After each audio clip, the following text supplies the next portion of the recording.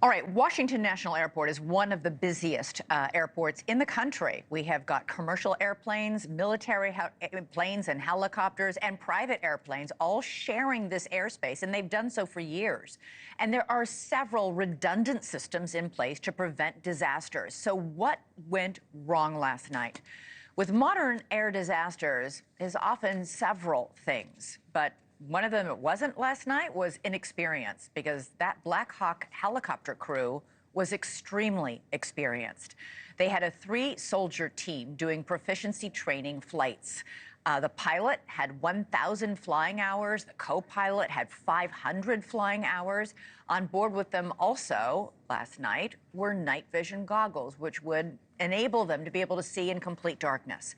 Still, there is speculation at this hour that the pilot may have spotted the wrong airplane when air traffic controllers asked him to confirm that he had a visual on American Airlines Flight 5342.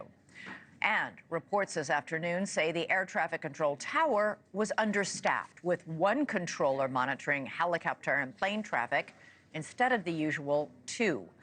Matthew Buckley joins me now to discuss all this. He's a military pilot. He's very familiar with the flight plan that the American Airlines flight was taking, especially in dark conditions last night. Great to have you here, Matthew. You call flying into and out of this airport, quote, controlled chaos. What do you mean by that?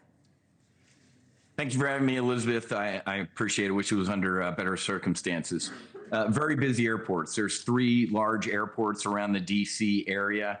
And it is a little bit of controlled chaos, but it is controlled chaos with the controllers and the aviators knowing procedures to get in and out of this airspace. So it's controlled chaos, but just like the flight deck of an aircraft carrier, it all has a reason. And when things flow perfectly, things are great. All it takes is one thing to go wrong, and we can see what happened. And in your lead-in, you kind of nailed it.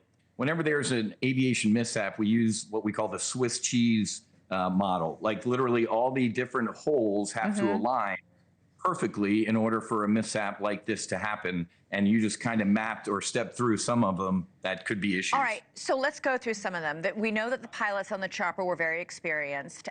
We also have been told they had night vision goggles at the time. We don't know if they were using them or not. You can flip them up or flip them down. Night vision goggles may have actually hindered their ability to see other aircraft. Excellent point. So, Elizabeth, it's in a city environment. I've flown hundreds of hours on night vision goggles. I don't wear them around the cities. It's too much light. It'll actually wash out your night vision goggles. So I'd be incredibly surprised if they were actually using those. Either the whole crew or maybe one of the crew had them on to because it was a check ride, maybe to demonstrate the washout capability.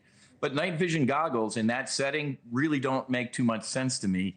And as you allude to, they're great situational awareness enhancers in the dark, but in a situation like this, it actually could reduce your situational awareness. It's almost like looking through some soda straws or some toilet paper, holders. Right. We also know that the crew on the chopper were not on the same radio frequency as the commercial airline crew. Why not?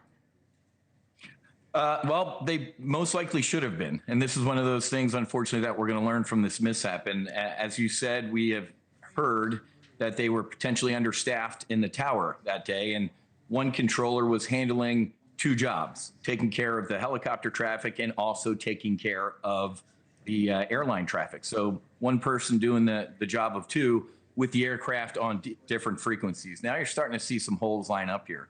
But Elizabeth, aside from the victims and their families that I'm heartbroken for, the folks in the tower are having a really tough time right now, because when the controller heard from the helo pilot, hey, I got that traffic in sight, and he said, hey, follow behind them. Once he said that, that's a mental check mark as a controller, like, all right, that's taken care of. Yeah. Focus over here. And they never looked back at that as 2 targets on the radar scope are marching towards each other at co-altitude. But thanks so much for watching. Go to joinnn.com to find NewsNation on your television provider. And don't forget to click the red subscribe button below to get more of NewsNation's fact-driven, unbiased coverage.